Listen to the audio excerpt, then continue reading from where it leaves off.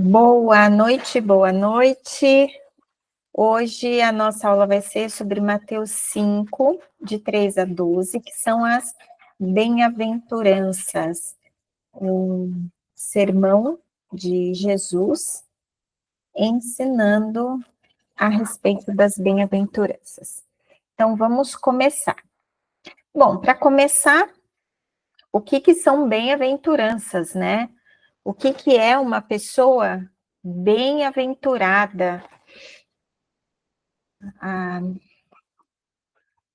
Hoje eu até acho que eu queria mais participação de vocês, porque essa aula é tão legal e perguntando e vocês respondendo, mas enfim, bem-aventurado, o que significa? Supremamente abençoado. A gente, quando fala que nós somos abençoados, nós já ficamos assim, super felizes, né? De saber que Deus está nos abençoando, está dando a bênção dele sobre as nossas vidas, e de repente ele está dizendo caminhos que nós podemos percorrer para sermos supremamente abençoados. É algo que a nossa cabeça não consegue imaginar, né? A nossa mente não consegue compreender a grandiosidade disso. Mas vamos lá ver o que precisamos fazer para sermos supremamente abençoados. Bem-aventurados os pobres de espírito, porque deles é o reino dos céus. Então, o que são os pobres de espírito? Os pobres de espírito são aqueles que aceitam a perda de si mesmos.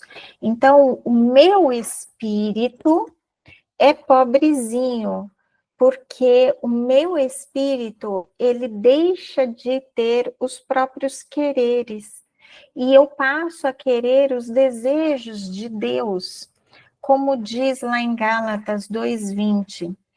Aqui Paulo falando, né? Já estou crucificado com Cristo e vivo não mais eu, mas Cristo vive em mim. E a vida que agora vivo na carne, vivo-a pela fé no Filho de Deus, o qual me amou e se entregou a si mesmo por mim.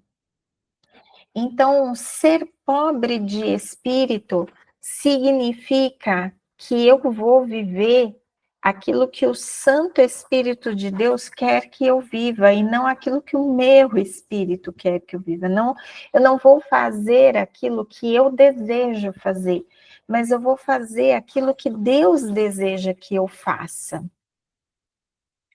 A segunda bem-aventurança é: bem-aventurados os que choram, porque eles serão consolados. Os que choram, o que significa chorar? Significa você ter uma dor dentro de você tão grande, mas tão grande, que você chora aquela tristeza daquela dor que você sente. Mas aí a gente pergunta, né? Se eu já não tenho um espírito, né? Porque se eu sou pobre de espírito, quer dizer, se eu não tenho já os meus desejos, se a minha vida não é baseada naquilo que eu quero, naquilo que eu gostaria, mas sim naquilo que Deus gostaria, nos desejos de Deus e não nos meus, o que é que me faria chorar? O que me faria ter uma dor intensa? Já que eu confio em Deus, estou tranquilo, sigo os caminhos do Senhor. É o que eu perguntei, né? Se sou pobre de espírito, vou chorar pelo quê? Pelos desejos não realizados de Deus. Então, as minhas maiores dores, aquelas dores que eu me ajoelho na presença de Deus e que quando eu começo a conversar com Ele, eu começo a sentir dor, eu começo a chorar de dor, são pelos desejos de Deus não realizados. Tá, mas o que é isso? Que desejos de Deus não realizados? Então, nós cometemos pecados e nós infringimos as regras, as leis celestiais, nós entristecemos o coração de Deus através dos nossos pecados. Então, nós choramos por arrependimento. Nós choramos pelo arrependimento daquelas coisas que nós fizemos e que entristeceram a Deus. Porque, afinal de contas, né, o único que não peca é Cristo. Todos os outros, todos nós pecamos. Nós choramos por pessoas que não conhecem a Cristo. Nossos queridos, nossos conhecidos que não conhecem a Cristo. Nós choramos por pessoas que estão doentes, enfermas, por necessitados, por situações que o nosso país passa, por tantas coisas, por necessidades, né? Por fome, pessoas que passam fome, tantas necessidades, tanto físicas quanto espirituais, que os nossos próximos, né? Os nossos irmãos, os nossos amigos, a nossa família, os nossos queridos, e nós, muitas vezes por nós mesmos, né? Às vezes nós passamos por situações tão difíceis da vida e que nós precisamos do socorro de Deus. Então, são motivos que o próprio Deus coloca no nosso coração e que a hora que nós nos ajoelhamos diante dele, nós sentimos dores profundas dentro de nós. E por que, voltando só um minutinho aqui, por que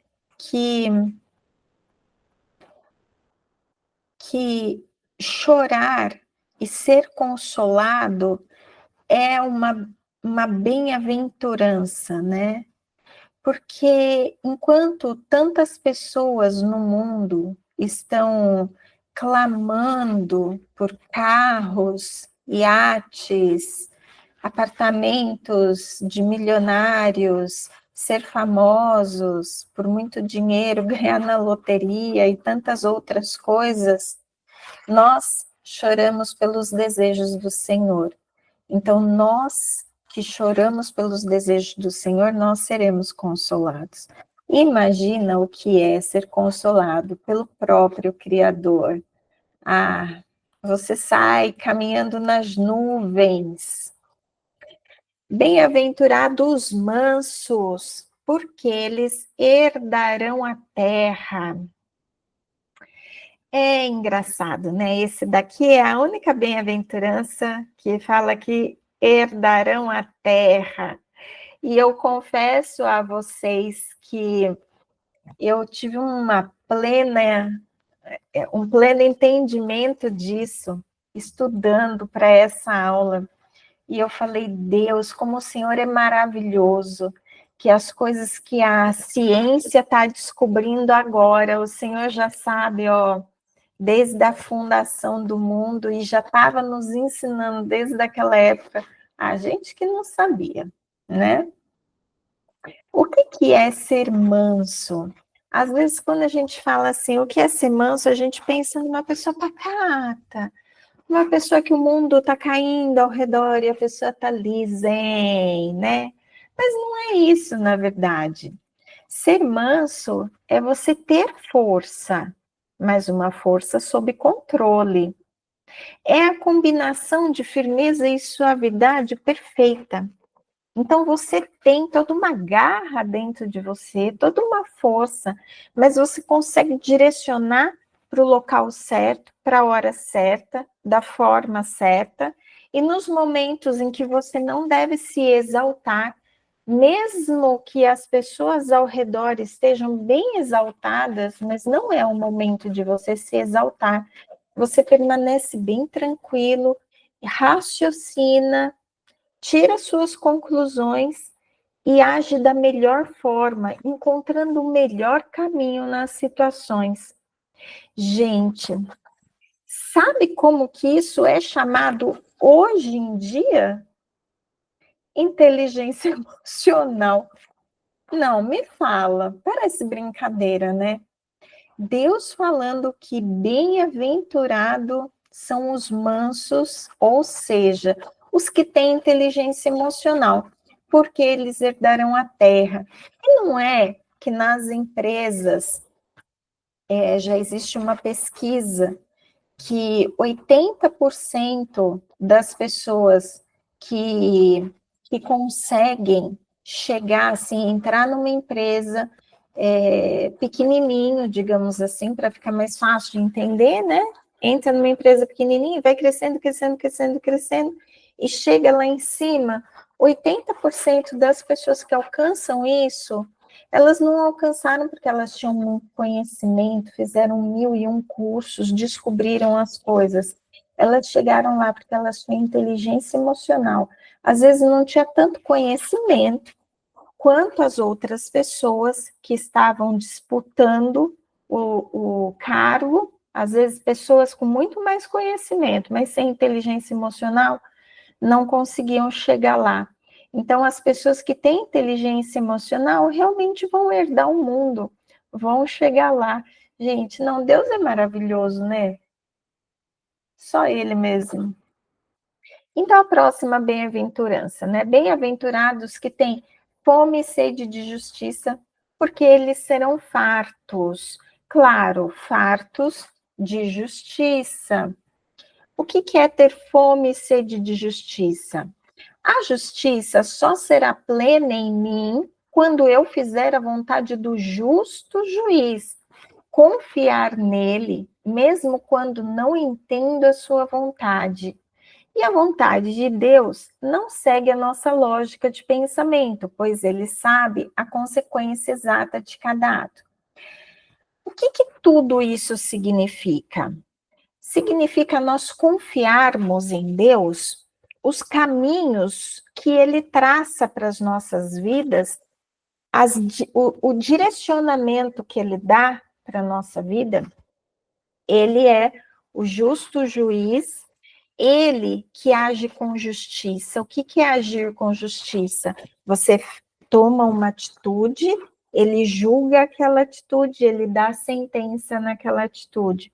Quando você está em sintonia com o juiz, você sabe o que ele quer e você vai fazendo a vontade dele.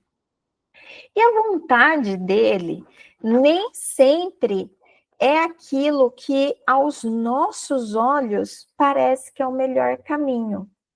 Então, às vezes, eu vou dar um exemplo assim bem bobinho mesmo. Mas está lá uma mulher e ela olha. Dois homens pediram ela em casamento.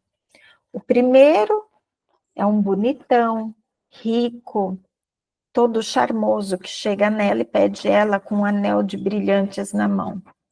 E o outro, um simples, jeans, tênis, chega lá com um anel de prata, pedindo ela em casamento. Nem está tão arrumado, nem está tão bonito, nem está tão cheiroso. E ela olha e, se formos seguir a lógica, ela vai aceitar o pedido do primeiro, que encantou ela. Aí vem o justo juiz, né, Deus, e fala assim, aceita o outro. Por quê? Porque Deus conhece o futuro. E ele sabe que aquele rico, charmoso, não sei o quê, vai maltratá-la, enquanto o outro vai ser o amor da vida dela. Então, quando nós seguimos as orientações de Deus, do justo juiz, a gente muitas vezes anda por caminhos que nós não compreendemos. A gente toma decisões que todo mundo fala: ah, você é doida? Você vai andar por isso daí? Mas isso é ter fome e sede de justiça. Eu ter consciência que eu não sei do meu futuro. Eu não sei o que vai gerar de consequência cada atitude da minha vida. Mas Deus sabe. Então eu tenho tanto desejo de obedecer a Deus, de cumprir com a justiça dele, seja qual for o caminho que ele pedir para eu percorrer, que a minha vida vai ser farta de justiça. A consequência de cada atitude minha vão ser consequências boas, justas. Eu não vou ter danos.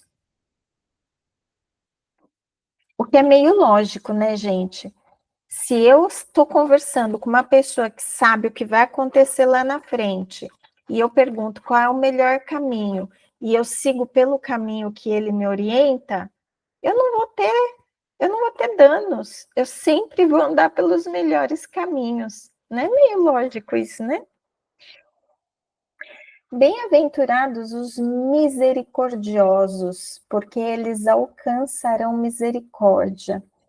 Esse é o mais fácil, né, de se entender de todos. O que são misericordiosos? São aquelas pessoas que perdoam e tratam os erros dos outros não como eles merecem, mas ele simplesmente perdoa, trata bem, ok. Eu posso não querer ser seu amigo, eu posso não querer ficar do seu lado, mas eu vou liberar perdão na minha vida e eu vou te tratar não como você merece, porque às vezes a pessoa pronta, umas que ela merece ir presa, ela merece morrer, ela merece perder a mão, né? Tem coisa assim, né? Mas eu não vou tratar a pessoa como ela merece. Eu vou tratar a pessoa com respeito apenas, né? Posso não querer do meu lado, posso não querer ser amigo, é claro. A Bíblia não fala perdoa e seja amigo, né? A Bíblia fala perdoa. Por quê? Porque quando nós liberamos perdão, nós tiramos o peso das nossas vidas. Quem vai carregar o peso é a própria pessoa que cometeu o crime, né? Mas não eu. Enquanto que se eu não perdoar, eu carrego o peso do crime dela nas minhas costas. É complicado. Então, da mesma forma que nós exercemos misericórdia, Deus exercerá misericórdia com a gente. O que isso significa? Que se você não for misericordioso, Deus não será misericordioso com você.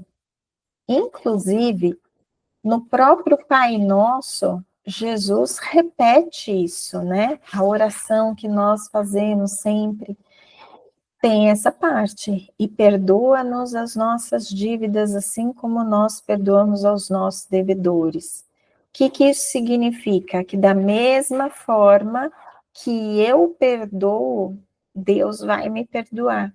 Então, se eu não consigo perdoar, Deus vai olhar e vai falar: o teu perdão está bloqueado.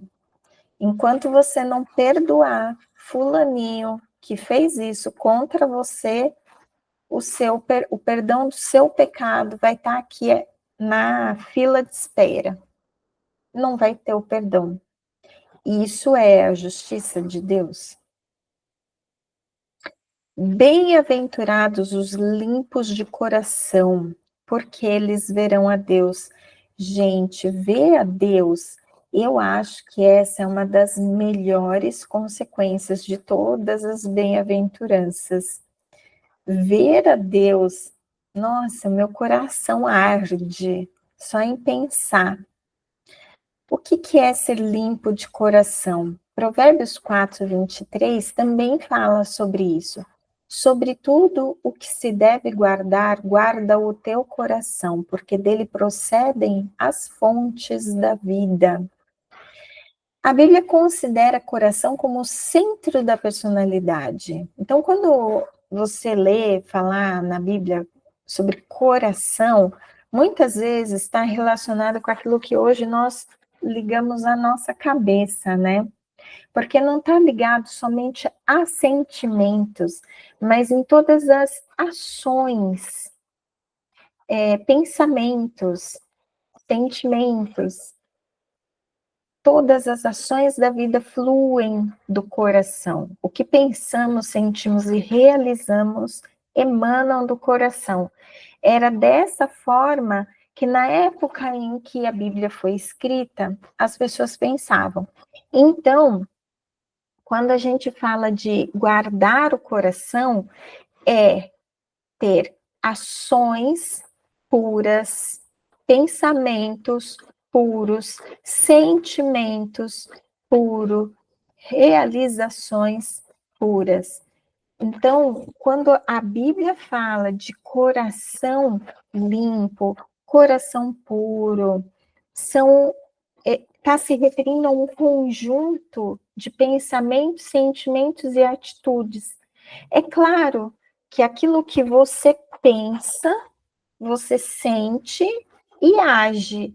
É tudo um conjunto, né? E tudo começa onde? Para nós, hoje, nós falamos que começa na cabeça, né? Onde nós pensamos. Antigamente falava o coração. Então, quando você tem pensamentos puros, pensamentos que não vão fazer mal a ninguém, pensamentos que são de acordo com a bondade de Deus, com os sentimentos de Deus, que não são pecaminosos. Então, quando você tem isso, você tem um coração puro. A gente pensa em coração só em sentimento, mas antes de ser um sentimento, foi um pensamento. E esse pensamento começa na cabeça, né? E quando nós vimos, todas as vezes que nós lermos na Bíblia, coração, vocês podem pensar em pensamento, sentimento, atitude, porque antigamente não era a cabeça o centro de tudo isso, mas não era considerada a cabeça, era considerado o coração. Bem-aventurados os pacificadores, porque eles serão chamados filhos de Deus. Gente, não é a coisa mais linda se você encontrar com alguém e a pessoa falar assim: "Oh, vem cá, você é filho de Deus mesmo". Já pensou isso? O que é ser filho de alguém? Significa que a pessoa olhou para você e viu seu pai, né? Então, olha lá para o Joãozinho e fala: "Cara, você é filho do José, porque você é a cara do José", né? A gente não sabe dizer qual que é a expressão física de Deus para dizer que nós somos parecidos com eles, mas quando nós temos as nossas atitudes igual às atitudes de Deus, a pessoa olha e fala assim: "Você é um filho de Deus". É igual você tem um tique mexer no dedo de algum jeito aí, e aí o teu filho tem o mesmo tique, alguém encontra teu filho na rua e fala: você é o filho da Mariquinha, né? Que a Mariquinha que fica assim no dedo. Tenho certeza que você é filho dela. É a mesma coisa, as nossas atitudes vão denunciar que nós somos filhos de Deus. Então, quais atitudes que ele está falando? Atitude de sermos pacificadores. O que é ser um pacificador? As pessoas que levam outros a experimentarem um estado de bem-estar e harmonia com Deus, bem como promovem reconciliação entre membros da comunidade. Então, você é assim, algumas pessoas parece que estão de mal de Deus, né? Tem raiva de Deus, não querem saber de Deus ou simplesmente acham que Deus não existe e acabou. Então, elas estão afastadas, elas não estão de bem. E quando você chega para essa pessoa, apresenta a Deus e ela decide dar uma oportunidade. Quando ela conhece a Deus, gente, depois que conhece Deus, não tem como voltar atrás, né? Você se agarra nele e não sai mais. Então, quando você leva uma pessoa a se reconciliar com Deus, ou quando tem duas pessoas que estão em desarmonia e você chega e você consegue fazer uma reconciliação, você é chamado de pacificador. porque você levou a paz entre pessoas ou entre pessoas e Deus. É claro que o Espírito Santo quem vai trabalhar, é o Espírito Santo quem vai tocar no coração, é o Espírito Santo que vai fazer a pessoa mudar, ter desejos de mudança, mas para as pessoas serem tocadas pelo Espírito Santo, Deus quer usar outras pessoas. Deus quer usar pessoas como instrumentos. E quando nós somos esse instrumento, nós somos chamados de pacificadores. Bem-aventurados os que sofrem perseguição por causa da justiça. Agora são os últimos versículos, e os últimos versículos, eles tem a sequência, que eu vou ler tudo, eu vou ler esse, vou ler o próximo, porque é uma sequência longa, a letra ia ficar muito pequenininha, eu não coloquei no slide só, mas é tudo o mesmo tema. Bem-aventurados os que sofrem perseguição por causa da justiça, porque deles é o reino dos céus.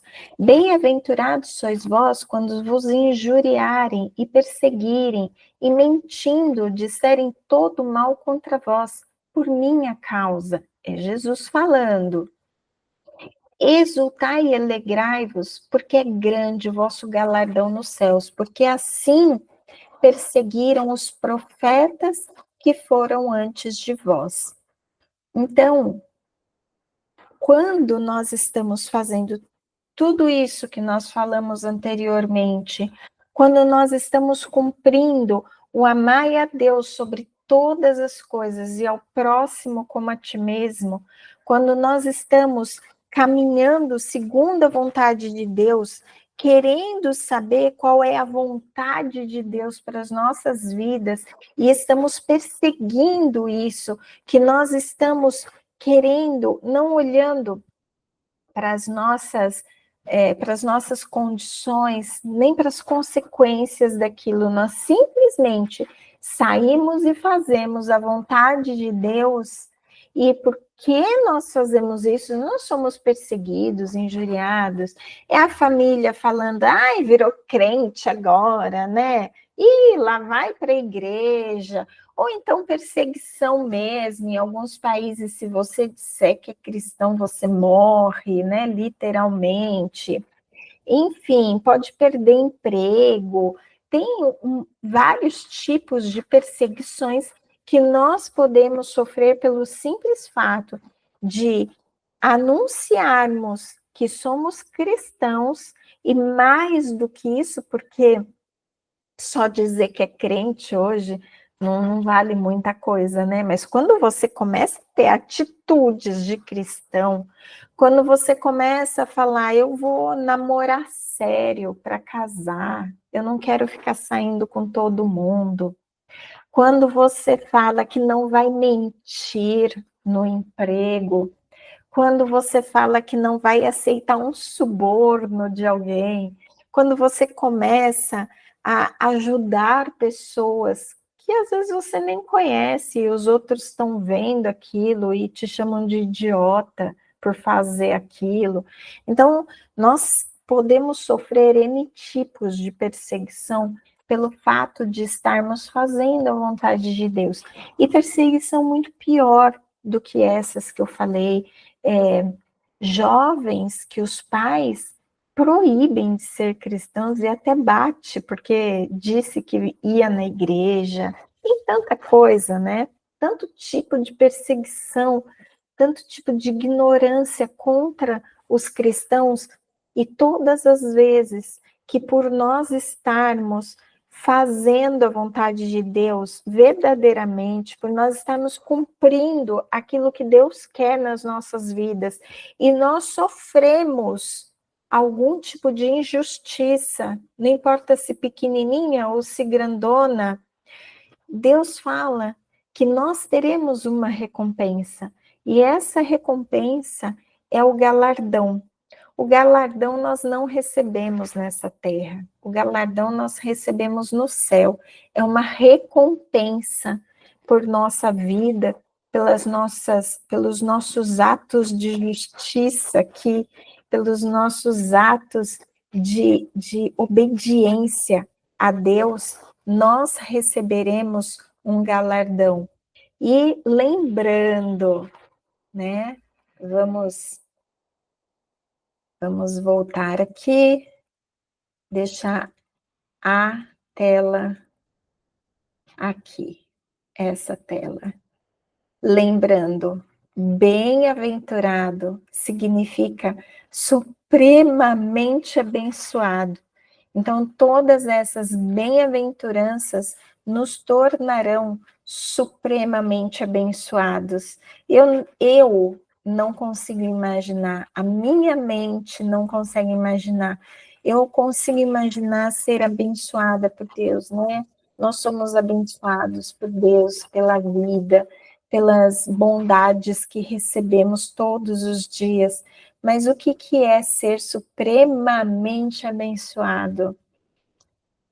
A nossa mente não consegue imaginar, mas é uma promessa de Deus que cada ato das bem-aventuranças que nós conseguirmos viver no nosso dia a dia, nós seremos supremamente abençoados.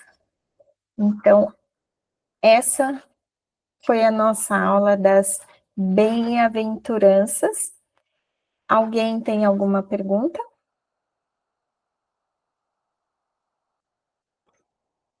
Os perguntadores faltaram hoje, né? Então, eu vou encerrar a gravação. Uma boa noite para quem está nos assistindo na internet, no YouTube.